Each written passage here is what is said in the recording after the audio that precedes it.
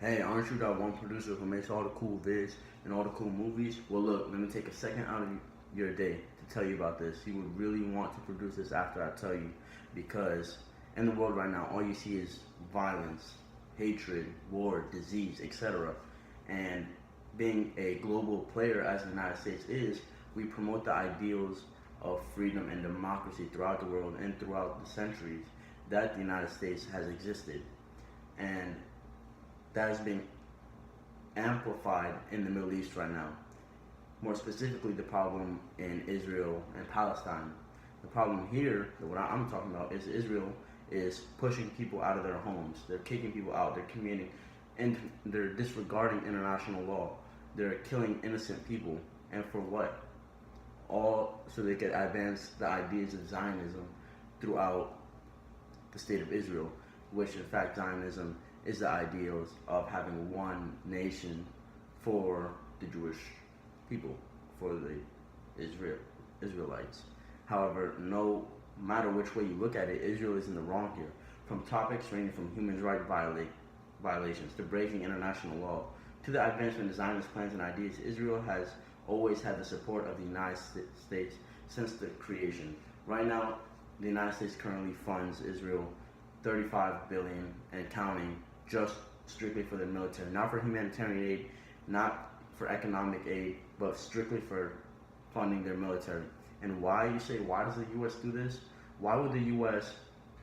basically second-handedly kill innocent people?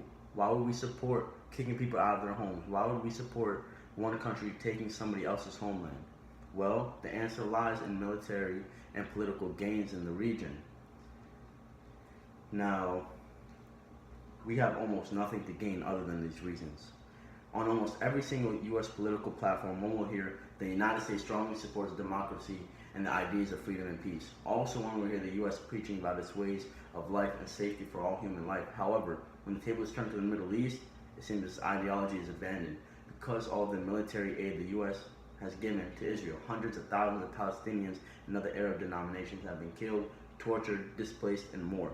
Now, for example, when the United States was attacked at Pearl Harbor, Americans made sure that the Japanese got what they deserved, simply because it was an attack on our homeland that threatened the lives of the people that we love. The same situation can be applied to the nation of Palestine. However, in this case, nothing can be done because of other political and military interests in the region.